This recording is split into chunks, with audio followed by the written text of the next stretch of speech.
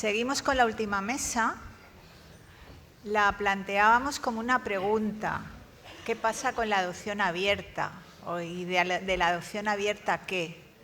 Nos encontramos con una realidad, y es que después de mucho trabajo por parte de profesionales, de investigadores, por retomar esta figura que venía siendo utilizada desde los años 90 en otros muchos países y con un alto índice de satisfacción, en España no terminaba de llegar.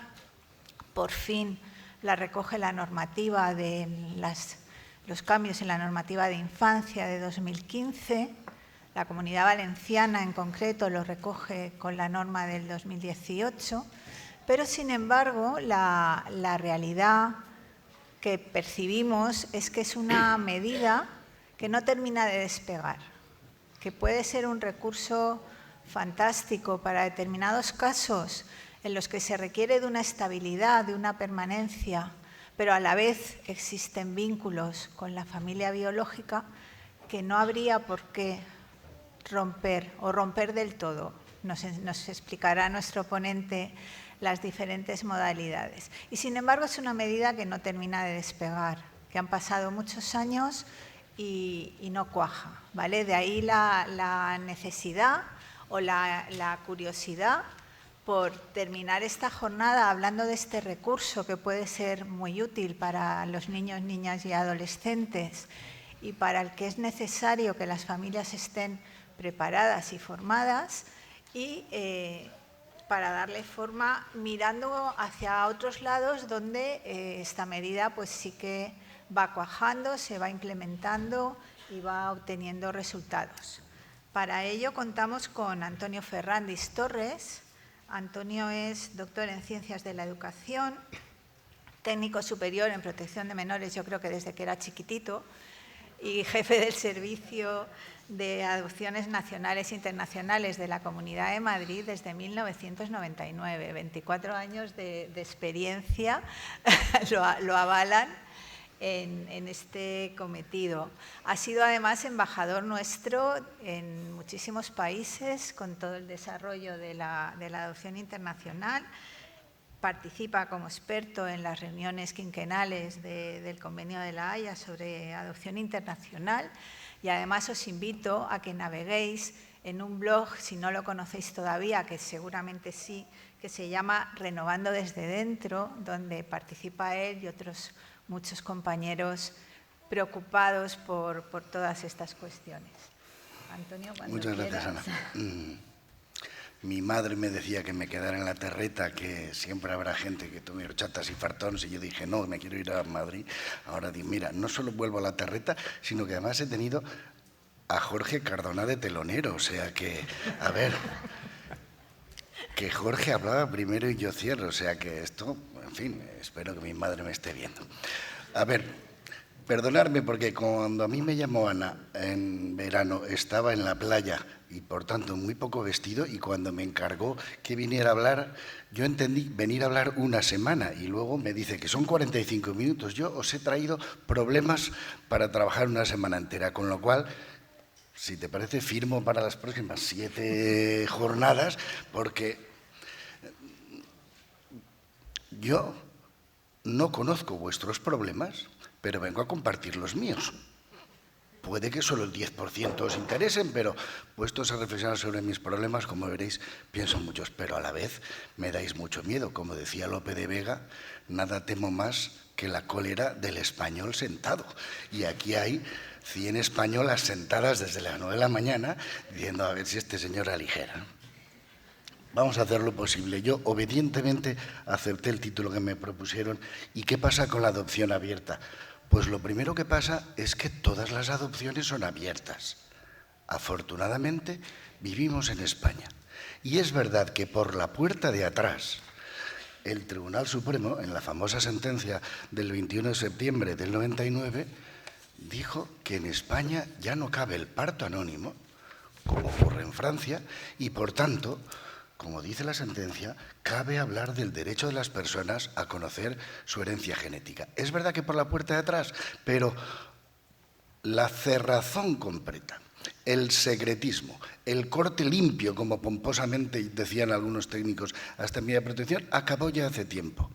Los niños tienen derecho a conocer sus orígenes y, por tanto, si hablamos de qué es la apertura en la adopción, pues la apertura es el grado en el que se comparte la información e implicación personal del adoptado, ¿no? Y, por tanto, la apertura informativa ya la tenemos. Y, por tanto, desde hace mucho tiempo me atrevo a afirmar que el 100% del colectivo profesional afirma la importancia de crear en las familias adoptivas un clima familiar que permite compartir la información y el significado de ser adoptado, ¿no? Estas cosas de antes del momento de la revelación, y entonces el niño cumplía 18 años y decías, hijo, ven a la biblioteca, te voy a contar una cosa. Bueno, pues esto por suerte ya ha pasado. La doctrina de la revelación, ya nadie escribimos sobre eso, porque transmitimos a todas las familias adoptantes la convicción de que hay que crecer con el conocimiento de que uno es adoptado y que tiene doble origen y que no todos los papás y las mamás pueden, saben y quieren cuidar de sus hijos y, por tanto, cuando alguno de estos elementos, todas estas cosas, ¿no? Luego el consenso no es tan universal. Quiero decir que luego de pronto seguimos teniendo familias que a los 3 o a los 6 años de haber adoptado dicen, la verdad es que solo ha salido el tema una vez y entonces, bueno, pues hay que hacer a veces formación permanente, pero es verdad que como consenso teórico la apertura informativa está conseguida, pero es verdad que de pronto hay otra apertura, la apertura estructural, es decir, esto que la reforma de la que ahora hablaremos ha puesto en nuestra mesa, de la posibilidad de que se establezca un pacto para mantener esta relación, ¿no? No un pacto cualquiera, la adopción abierta, mejor llamada la adopción con contacto, no significa que un niño oscila entre dos familias, pero es verdad que permite establecer un pacto que dice con quién mantendremos relación, qué tipo, con qué medios, con qué frecuencia y cómo la revisaremos, ¿no?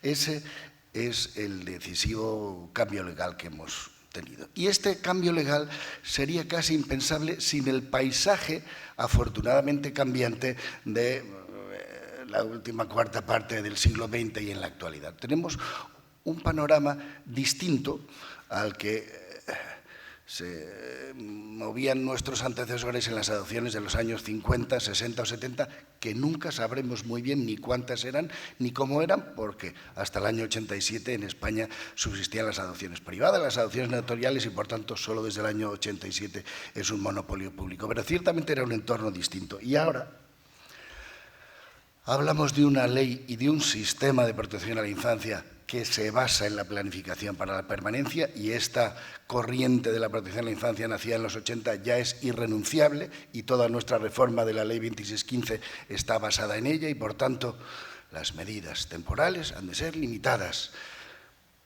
con todas las excepciones que queramos. A los 2 años de la intervención con un niño en el sistema de protección hay que ofrecerle una medida estable y, por tanto, estos vaivenes, estos cambios, estas transiciones tienen un tiempo. Estamos obligados a que el sistema busque estabilidad y permanencia para los niños. En segundo lugar, ha aparecido el respeto a los orígenes, la relevancia de la genética, como reconocía el propio Tribunal Supremo, el abandono del secretismo adoptivo. Fijaros que esto es reciente. En el año 71, la Asociación Americana de Psiquiatría pregunta a todos sus socios si a los adoptados hay que decirle que lo son, y la mitad de los psiquiatras americanos dicen que no, que cuando sean mayores hablen ya de estas cosas, ¿no? En solo 50 años se ha dado la vuelta radicalmente a una especie de dogma heredado, ¿no? Entre nosotros se ha producido la diversidad familiar, probablemente en los años 60 la cantidad de modelos familiares que hoy nos planteamos y la cantidad de experiencias que hemos tenido en los juzgados de familia y en los divorcios y en familias que tienen 4 grupos distintos de personas significativas y que se relacionan con su madre y con el nuevo novio de su madre, y por tanto la diversidad familiar que en el resto de la sociedad fuera del sistema de protección hemos aprendido también ha permitido flexibilizar la cintura de algunos de los dogmas o de los estereotipos que podían tenerse en el sistema de protección. Yo creo que es bueno que se afirme que los límites deben ser permeables. En algunos lugares, yo no voy a hablar de vuestra legislación que no conozco, pero en algunos lugares la incomprensible estanqueidad entre los centros residenciales y las familias acogedoras, entre el acogimiento y la adopción, no ha generado más que prejuicios y rigideces para los niños, y por tanto hay que afirmar que los límites son permeables y que el niño que está en una institución tiene sentido que la familia siga de alguna manera vinculada o conozca o mantenga relación, y desde luego que adopción, acogimiento no son necesariamente caminos distintos, etcétera, y desde luego que la ley nos obliga a contemplar una multiplicidad de medidas. Es verdad que en los primeros años de Malucho y colaboradores la planificación para la permanencia decía, mira, en 2 años o vuelves con tu familia o te damos en adopción. Esto era un principio maximalista, yo diría que inaceptable, pero es verdad que ahora el continuo de medidas nos permite buscar el traje a la medida que necesita cada niño, desde la preservación familiar y poner todos los apoyos necesarios para que siga en su casa y si no en su familia extensa, sino el acogimiento de urgencia, el temporal, el permanente, la adopción con contacto o la adopción convencional, ¿no? Y todo eso lo tenemos delante. Y de pronto en el año 2015 el atrevimiento legislativo de aparecer en nuestro sistema o nuestro ordenamiento la adopción abierta, claramente importada de un entorno legislativo radicalmente distinto al nuestro, porque viene del derecho de la familia empírico-pragmática, del derecho anglosajón, y sin embargo nosotros somos del derecho romano-germánico, mucho más legalista, mucho más doctrinal, y por tanto una figura traída desde otro ordenamiento aparece en el nuestro, lo cual no se hace sin algunos chirridos. Quiero decir que la adopción con contacto, donde se pacta este tipo de relaciones, que viene del entorno anglosajón, donde la adopción sigue siendo un negocio jurídico entre particulares. Y sin embargo, en nuestro caso, la publificación del año 87 convirtió la adopción en un monopolio público. En nuestra legislación no cabe la renuncia con acepción de personas, cosa que es uno de los fundamentos en el derecho anglosajón. Yo doy a mi niño en adopción para que lo adopten los Simpson. Estupendo.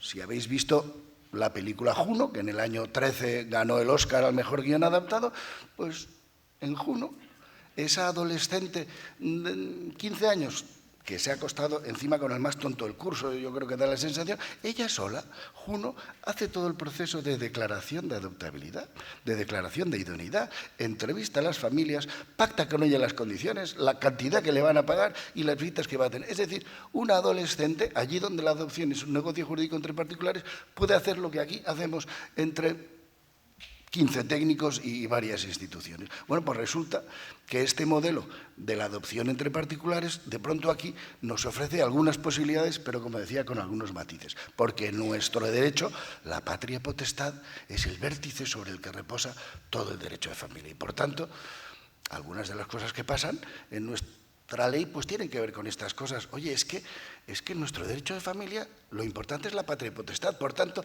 como una familia que ha dejado de serlo, porque la familia biológica ha extinguido su relación biológica, puede condicionar el acuerdo de visitas que se hace a posteriori, ¿no? Digo, cada vez que yo a los alumnos explico lo que dice la ley de cómo se hace un plan de contacto, dice, y será necesario el consentimiento de los adoptantes y del niño si es mayor de 12 años. Y todos dicen, hombre, también de la familia biológica.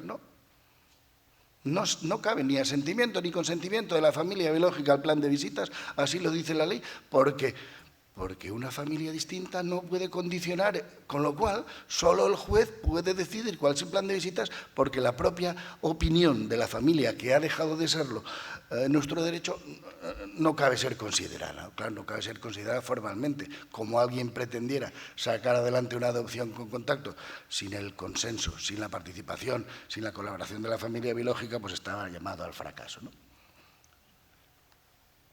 Por tanto, claro que necesitaremos los 10 años iniciales de puntos de fricción de ir descubriendo estas cosas. Hombre, yo cuento también que el primer plan inicial de contacto que enviamos al juzgado, el juez nos lo devolvió diciendo, ¿y esto que me mandan ustedes para qué es? Y dijimos, señoría, conviene empezar a estudiarse la legislación y saber que hay algo llamado plan inicial de contacto que tiene usted que dar e incorporar, como hacen ahora ya, en los autos firmes de adopción a sus adopciones, ¿no? Bueno, y por tanto, repasemos la definición, que es verdad que con toda la ilusión que suscitó, en realidad estas pequeñas 5 frases del nuevo artículo 178 del Código Civil es lo que definen que tenemos por delante, ¿no? cuando el interés del menor así lo aconseje. Ojalá empezáramos todas las afirmaciones con esta frase. Cuando el interés del menor así lo aconseje. Por tanto, la adopción abierta se acuerda para mayor beneficio del adoptando. No para evitar conflictos, no para negociar culpas. Mire, es que yo no voy a hacerme cargo de mi nieto, pero hombre, ¿qué abuelo sería yo? No para que no hay familia acogedora y por tanto tengo que tirar de familia que acepta adopción abierta porque no encuentro familia acogedora. No para premiar a nadie y de, bueno, quiero decir que verdaderamente el punto de partida ha de ser que esto es beneficioso para el niño, niña o adolescente. Y por tanto, no nos planteamos una adopción abierta, y aquí ya empiezo a compartir con vosotros nuestro manual interno que hemos tenido que evaluar.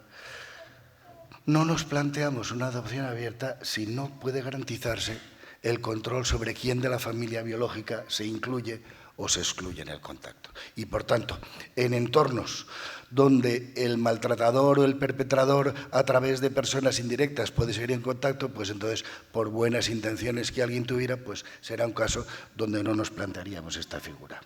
No si la familia biológica no acepta la adopción, si traspasa los límites o si no apoya el hecho adoptivo, ¿no? Y por tanto, aunque es verdad que formalmente la ley no nos pide que la familia consensúe, dice, a ver, ¿cómo vamos a dejar a una familia en el pleno ejercicio de su patria potestad con un plan de contactos y de visitas si este tío, esta abuela o este hermano mayor que está visitando cada vez que se encuentra dice, no te preocupes que cuando yo tenga una casa tú te vendrás a vivir conmigo porque un Ferrandis es un Ferrandis hasta la muerte?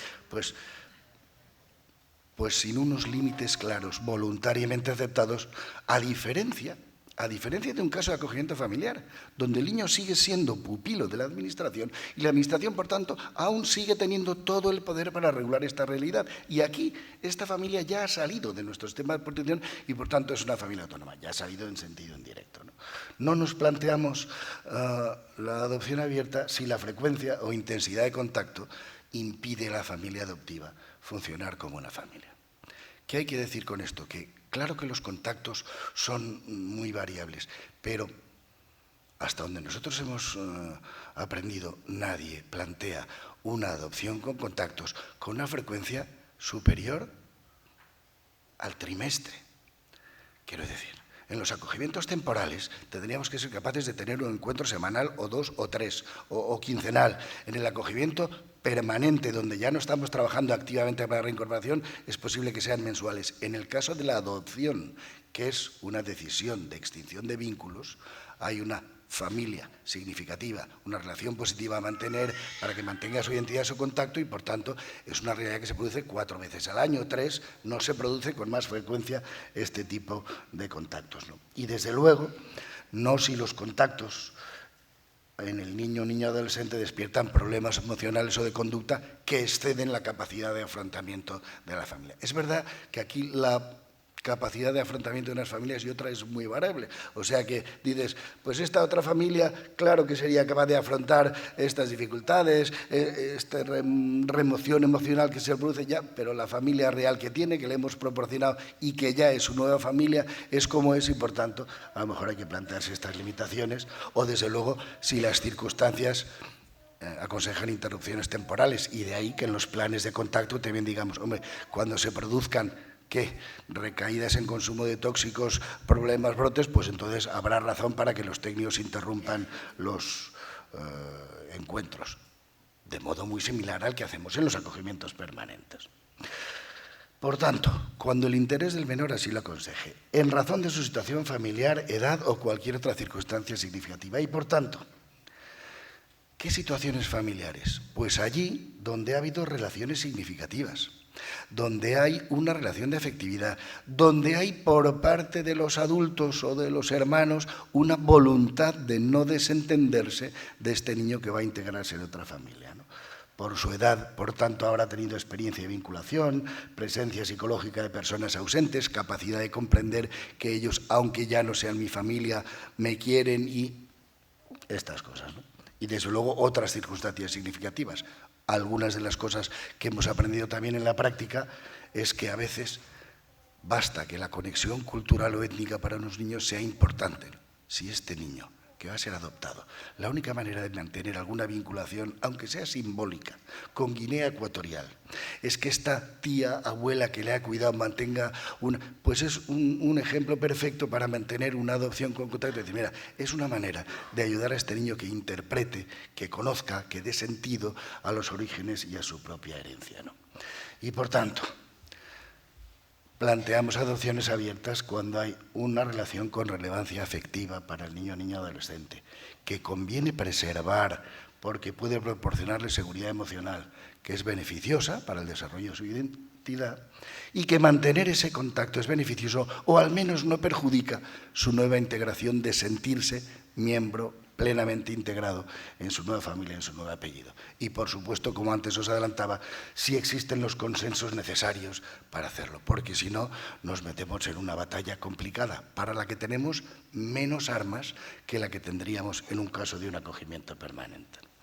Por tanto, valorada por la entidad pública de protección de menores, no es algo que puedan pedir las familias de origen, no es algo que pueden argumentar como los papás de Steve Jobs: yo doy a mi niño en adopción a cambio de poderlo ver una vez al año y que ustedes le paguen la universidad. Quiero decir que esto es algo que valora la entidad pública de protección de menores y, por tanto, fijaros qué importantes son estas dos disyuntivas.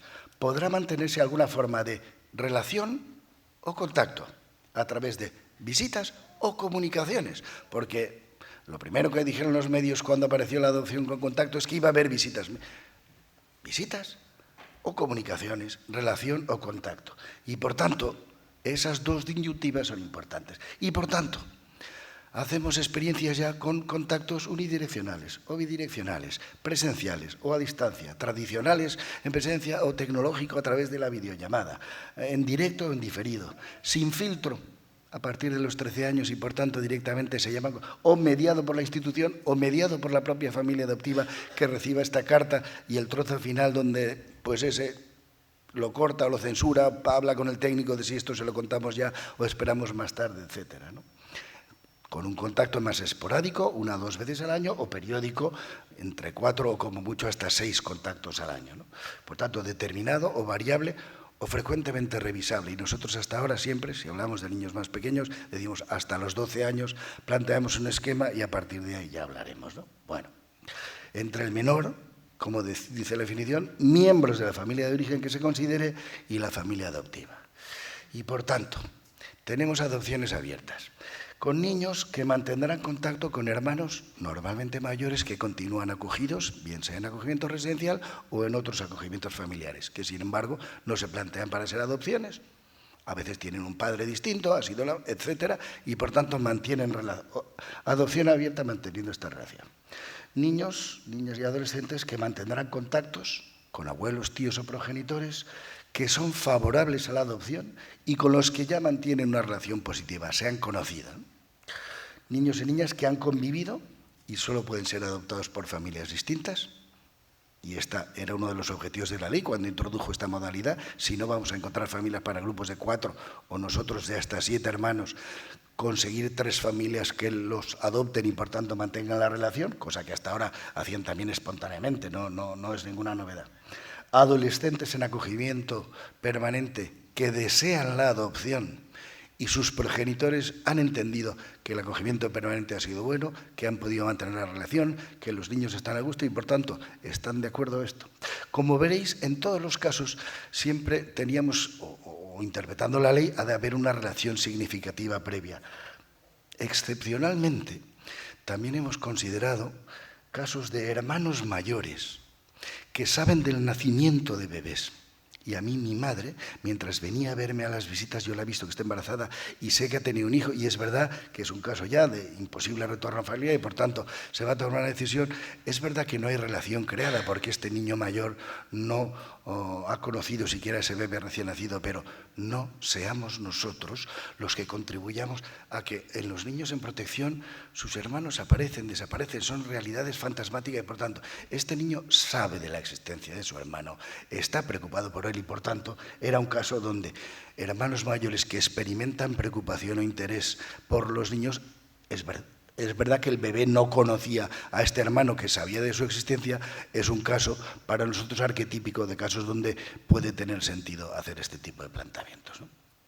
Por tanto, tenemos hermanos mayores que comprenden que a su hermanito pequeño le resulta beneficioso, hermanos adoptados o acogidos por separado, figuras significativas y aquí tías, abuelas y en un caso una allegada no necesariamente vinculada por vínculo biológico han sido muy positivos, progenitores descartados que no se oponen a la adopción y por los que el niño experimenta preocupación e interés. Todos los que trabajáis en servicios sociales habéis conocido a este niño hiperresponsabilizado durante su acogimiento de cómo estará mi madre, que estará bebiendo otra vez, la última vez la vi fatal y por tanto esto al niño le alivia también y por tanto contribuye a reducir su conflicto de lealtades. Bueno, si existen personas significativas y positivas que le permiten mantener cierta vinculación, aunque sea simbólico, con su país, su cultura, su etnia, es otro argumento a tener en cuenta. Y también hemos visto ejemplos desfavorables, como antes os adelantaba, personas asociadas a situaciones de maltrato, a permanente victimización, o a decir, esta relación en realidad lo que me reproduce es de nuevo el abandono que ya he experimentado, personas a las que el niño rechaza o percibe como amenazadoras. Hemos tenido un caso complicado con un homicidio en la familia y al final los propios miedos que el niño experimentaba, pues mira, al final esto está siendo un recordatorio de la amenaza y por tanto no procede. Familiares o allegados que experimentan o manifiestan irritación frente a la adopción, este tipo de mensajes de, claro, es que nos quitan a los niños, a los pobres para dárselo a los ricos, porque si yo... a ver, esto lo hemos trabajado de sobra y ya sabes las condiciones y esto durante el tiempo de acogimiento ya se trabajó y por tanto este tipo de mensajes hay que desactivarlos. O desde luego con personas que no conocen al niño o niña adolescente y a las que éste no conoce y que piden este contacto por sentimiento o sentimiento familiar o culpa o cierta lealtad y por tanto, mire, crear una relación artificial de dependencia con ustedes cuando en realidad aquí a lo mejor lo que ustedes necesitan es otro tipo de consejo psicológico, pues sería un caso para meterse en complicaciones innecesarias. El dilema entre las medidas permanentes es enorme, mejor dicho, es un trilema, porque no solo tenemos que elegir entre acogimiento permanente y adopción, sino entre acogimiento permanente, adopción con contacto o adopción sin contacto, y por tanto hay muchas decisiones a tomar, ¿no? Y por tanto, todos los sistemas de protección todavía están cuestionándose algunas de esas cosas y queriendo avanzar en sus protocolos de toma de decisiones y desgraciadamente la toma de decisiones, que es un curso en sí mismo, es un tema al que mis compañeros de aquí que se tienen que enfrentar supongo que también concederán la importancia que ahí concedemos, ¿no? Desde luego hablaremos de acogimiento permanente cuando tenemos progenitores que no podrían asumir la responsabilidad parental de la convivencia, pero que mantienen actitud de colaboración y realizan visitas adecuadas, ¿no? Por tanto, el acogimiento familiar permanente permite completar. Nunca, o es improbable que vuelvan a convivir, pero completamos la responsabilidad y mantenemos el parentesco y tú sigues siendo hijo de quien eres, etc. En el caso de la adopción abierta ya estamos hablando de progenitores donde no existen tales elementos positivos y, por tanto, afecto a referencias continuidad son muy débiles y, por tanto, hablamos de una medida como la adopción. La adopción con contacto es una adopción en toda regla, que extingue contacto, que extingue vinculación jurídica y, por tanto, lo que mantiene es este elemento, alguno de estos elementos positivos de preocupación, de vínculo, de conocimiento de orígenes y tal. Claro, nosotros ya tenemos, en el primer estudio que hicimos, dos grandes modalidades. Las adopciones con contacto decididas desde el comienzo o las adopciones decididas tras acogimiento familiar, ¿no? Y, por tanto, hay adopciones con contacto en una nueva familia. Normalmente, cuando han salido de centros o de la familia de urgencia, se trata de casos de niños pequeños. Lo normal es que sea una población muy joven, más de la mitad eran niños menores de 6 años, y, por tanto, lo más frecuente, la mitad de los casos, como veis en la tabla, es que las personas de contacto fueran hermanos, ¿no? Otro 33% con abuelos o tíos, y es infrecuente que estos casos de adopción con contacto de niños pequeños y como primera medida fuera el progenitor, que por tanto había sido descartado. En cambio, en las adopciones con contacto que evolucionan tras un acogimiento familiar, pues se trata de niños que ya estaban en acogimiento y por tanto ellos quieren integrarse definitivamente en la familia y, por tanto, el auto lo que hace es formalizar la relación que ya estaba establecida y, como veis, se trata de niños mayores, más bien de 7 en adelante, 11 de 7 a 12 y 5 de 13 a 18, y, por tanto, aquí sí que las relaciones eran mayoritariamente con padres o progenitores, aunque ya no subsista responsabilidad parental, la relación ha sido buena y se va a mantener, ¿no? Es verdad que la pregunta de ¿y los casos que tenemos en acogimiento familiar, cuáles los convertimos en adopción abierta? Pues esta es la pregunta del $1.000.000 y esta lo dejamos para la jornada del año que viene, ¿no? Y por tanto,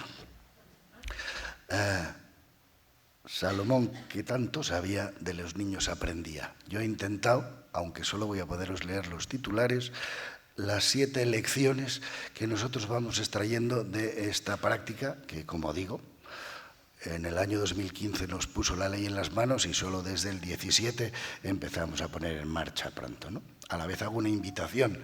En julio del 25 se cumplirán 10 años, ¿no? Qué ocasión para decir, venga, reunámonos en julio del 25 y veamos cuánto nos hemos tomado en serio la decisiva reforma del sistema de protección de la infancia que tuvimos en aquel año, ¿no?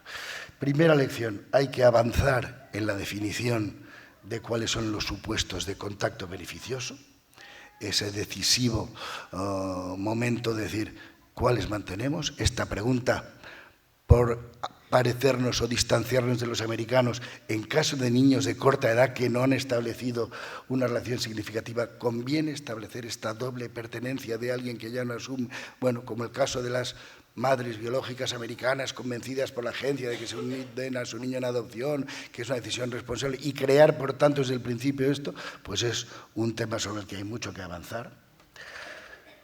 Segunda lección, explicitar los criterios y procedimientos para el paso del acogimiento a la adopción con contacto. Hay que rebajar la presión sobre los acogidos y sobre las familias acogedoras de ¿y esto cuándo va a ser una adopción, ¿no? Y esto es una presión terrible para niños, para familias y, por tanto, a ver, clarifiquemos estas cosas, ¿no? Bueno, que a veces tenemos familias que a los 6 meses de iniciar un acogimiento permanente dicen, bueno, ¿y cuándo vamos a la adopción? Y, mire, si se ha acordado un acogimiento permanente, pues que hay una situación permanente, donde ya están garantizados los límites y, por tanto, hay que seguir aquí. Tercera lección, hay que mejorar técnicamente la toma de decisiones.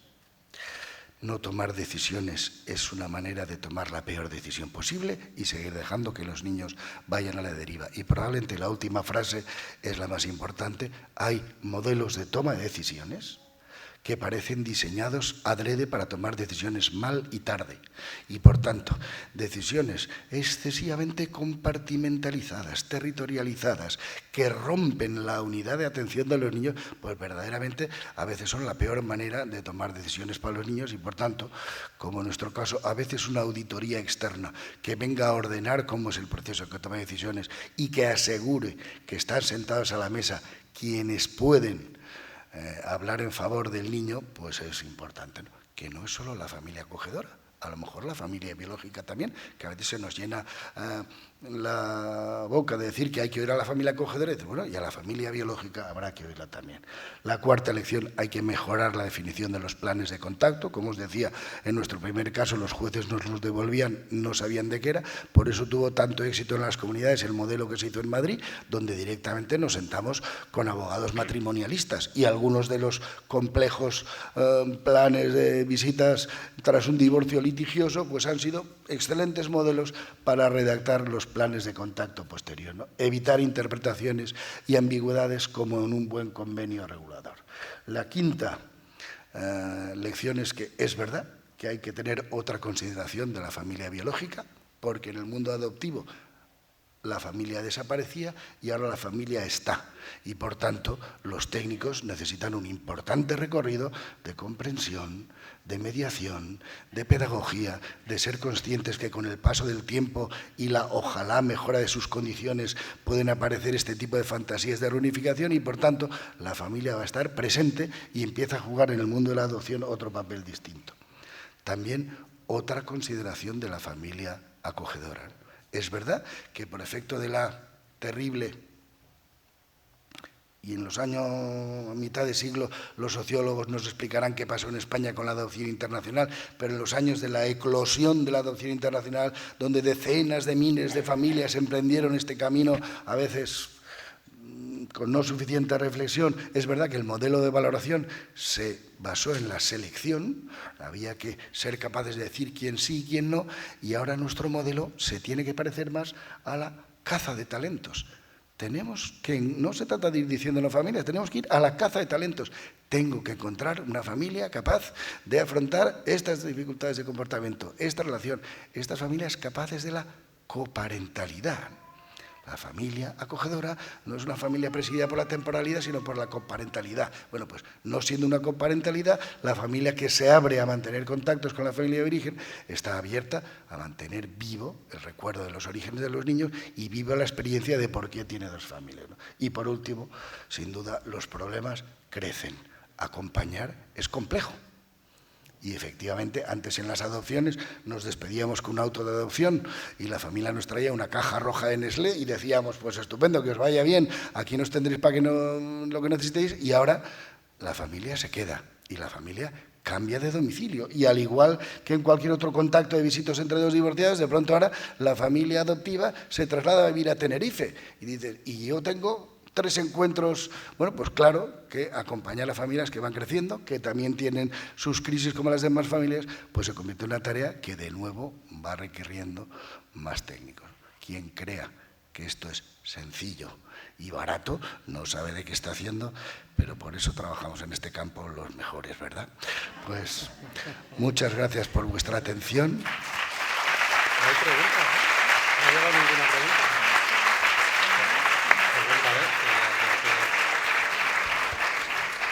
Y a lo mejor con suerte, para muchos de vosotros como para mí, es la primera ponencia a la que habéis asistido en vuestra vida ilustrada por inteligencia artificial. Es decir, preguntad a la inteligencia artificial cómo pintaría Joaquín Sorolla el acogimiento familiar, pues las ilustraciones que he ido eligiendo, que sepáis que vienen de la inteligencia artificial y son sorollismos creados por ordenador de inteligencia artificial.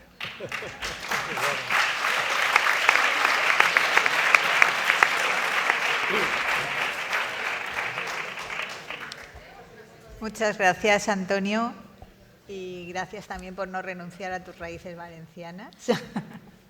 Y no sé si hay alguna pregunta, ¿hay alguna cuestión?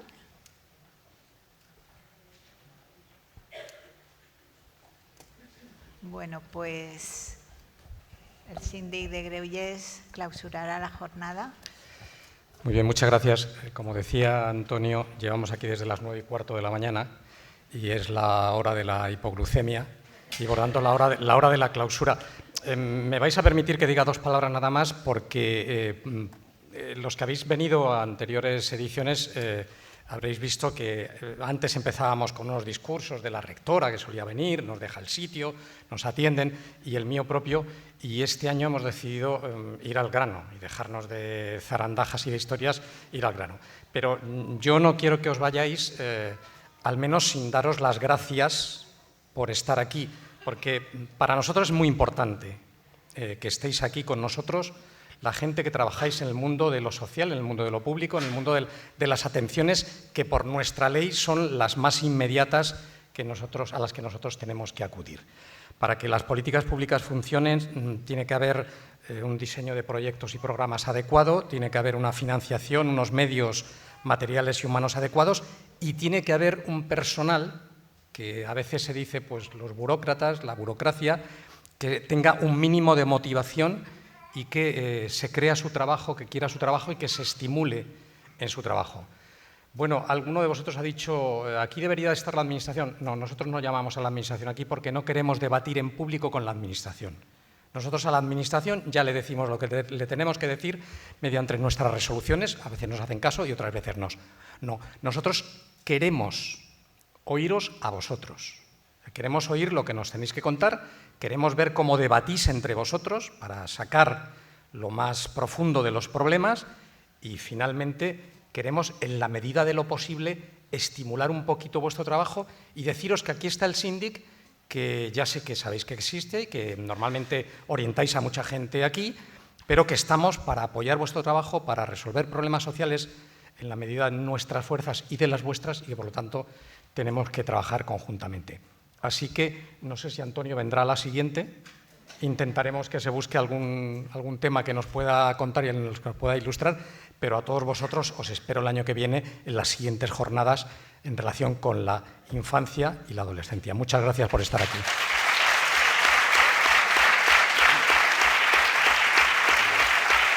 Piénsate algo para el año que viene.